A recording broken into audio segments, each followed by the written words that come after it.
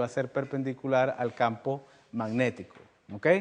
Siempre la fuerza magnética va a ser perpendicular a la velocidad. Siempre el trabajo de la fuerza magnética va a ser cero. Y siempre la variación de energía cinética de la partícula va a ser cero. Y yo sé que la energía cinética de la partícula es un medio de la masa por la velocidad al cuadrado. Si la variación de energía cinética es cero cuando actúa la fuerza magnética, quiere decir que la energía cinética va a ser constante. ¿Sí? ¿No? Si la variación de energía cinética es cero, es porque la energía cinética va a ser constante. Eso quiere decir que B al cuadrado va a ser constante, la masa es constante. Y esto va a querer decir que el módulo de la velocidad es constante.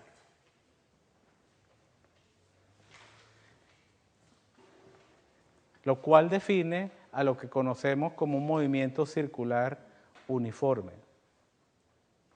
Es un movimiento en el cual, a pesar de que la velocidad cambia como vector, porque esto va a ser, la partícula va a ser esto. La velocidad, el vector velocidad aquí va a ser así, el vector velocidad acá va a ser así, aquí va a ser así, pero el módulo de ese vector va a ser constante. Movimiento circular uniforme, física 1.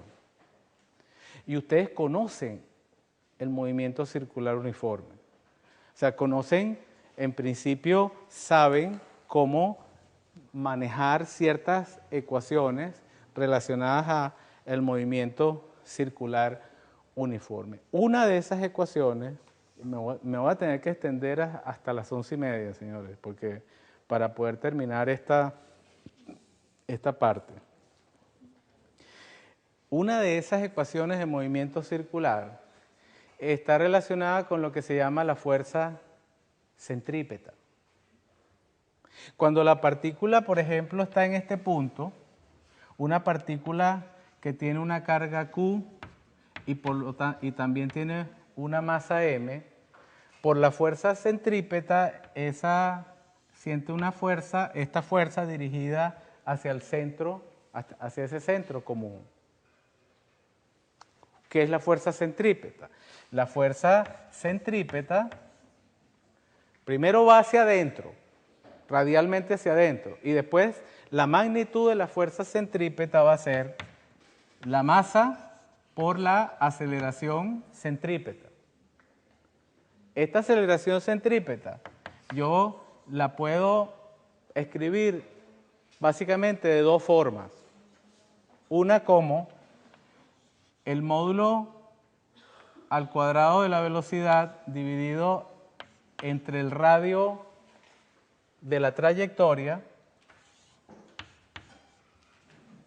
Esa es una forma. Y la otra forma es m multiplicado por la velocidad angular al cuadrado multiplicada por r. Las dos son válidas porque sabemos que velocidad tangencial o lineal en términos de velocidad angular es omega por r. Son ecuaciones que deben recordar.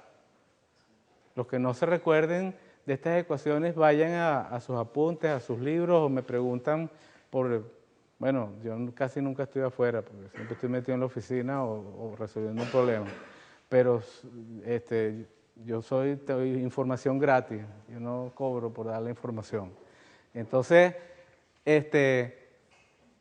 cualquiera de estas la podemos usar. Ahora, esto es la fuerza centrípeta en un movimiento circular.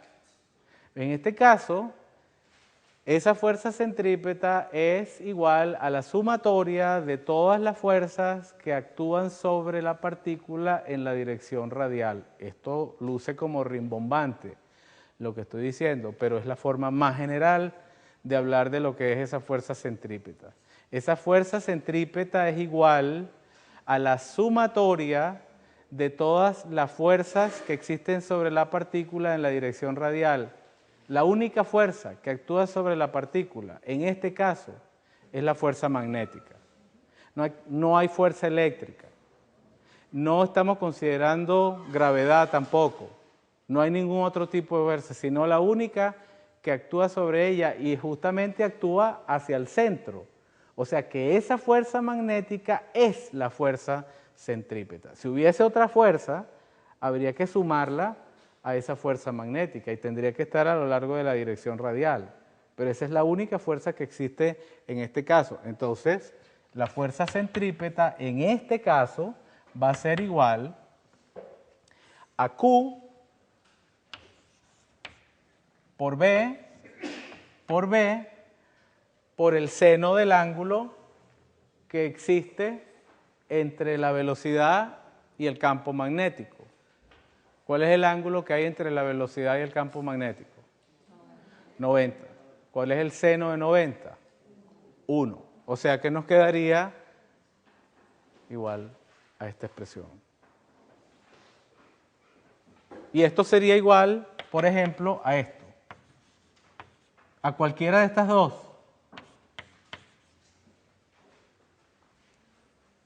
Si uso la primera forma, entonces me va a quedar que Q por B, porque esto se iría con esto, y me quedaría Q por B igual a M por B sobre R.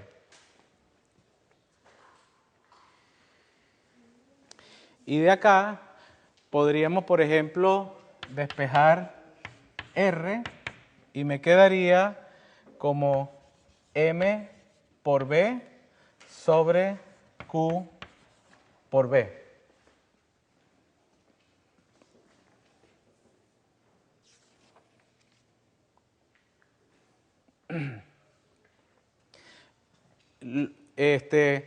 Hay algo interesante acá, en esta fórmula, que se utiliza a menudo en ciertos dispositivos de tipo experimental o de tipo de física aplicada, que es, por ejemplo, para distinguir las masas de distintas partículas.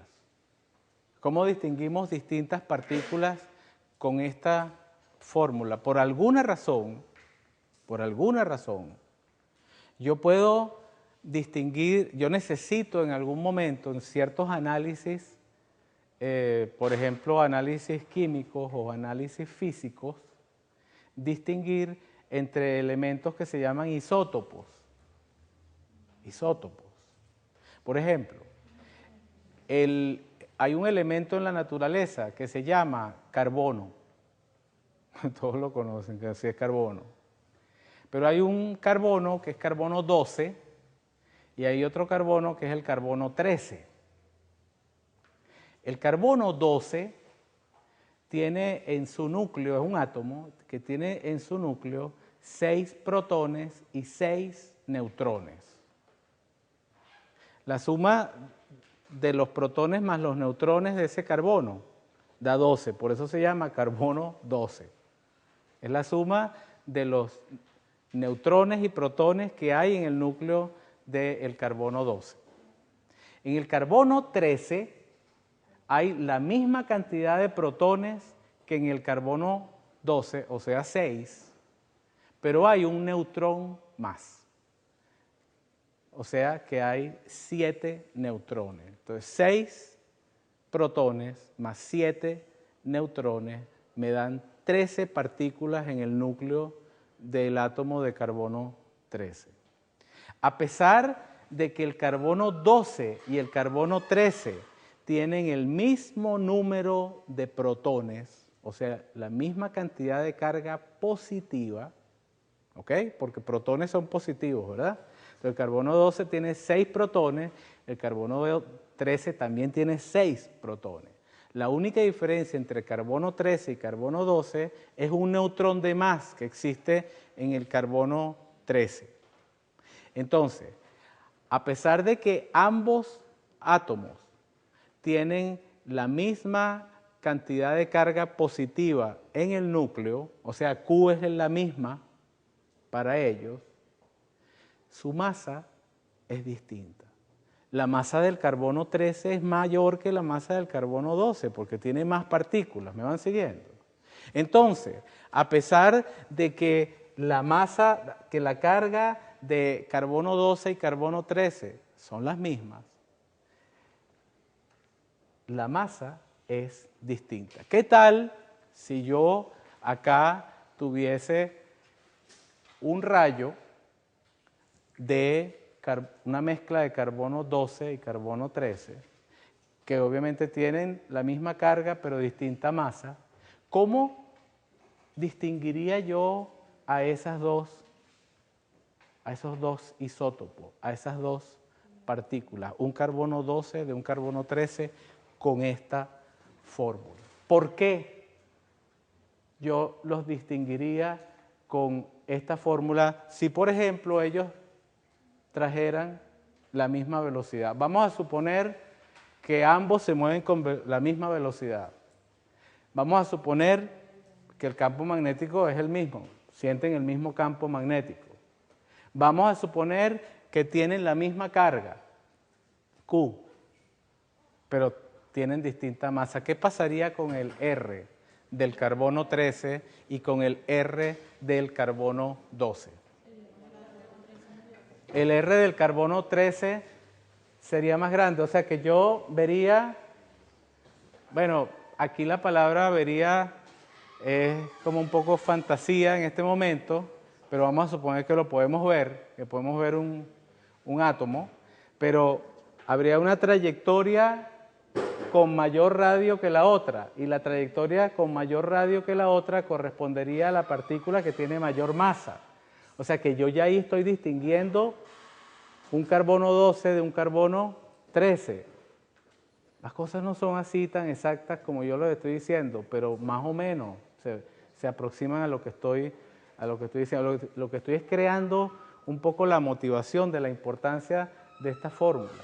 Ahora, fíjense, no voy a decir lo maravilloso porque se van a reír, pero la maravilla que es esto, cuando yo sustituyo esta expresión acá para obtener la velocidad angular. ¿Cuánto me da la velocidad angular? La velocidad angular es la velocidad lineal entre R. ¿Verdad? Ok, si yo de acá despejo la velocidad lineal, me va a dar Q por V por R sobre M. ¿Ok? Si yo ahora la sustituyo acá, ¿cuánto me va a dar la velocidad angular? Esta R se va a ir con esta R y me va a quedar Q por V sobre M. La velocidad angular no va a depender del radio de la trayectoria, va a depender solamente del campo, de la carga y de la masa. Pero ahora, ¿cuál masa va a tener mayor velocidad angular? La menor. Y la menor es la que tiene, ¿cuál radio? El menor radio. Entonces, con esta cosa tan simple, con este ejemplo tan simple que les acabo de mencionar y ya voy a terminar, se muestra que puede tener aplicaciones potenciales para, por ejemplo, distinguir partícula. En su libro, yo les sugiero, hay una parte que dice aplicaciones. Las aplicaciones en realidad son muy interesantes para que ustedes las conozcan, pero además son problemas. O sea, son problemas que están resueltos en su libro. Entonces yo les aconsejo que ustedes vayan y vean esas aplicaciones y ustedes mismas las resuelvan y de paso aprenden algo que se aplica en muchas partes, en muchos laboratorios y con lo que se hacen muchos análisis. Seguimos entonces el viernes. Gracias.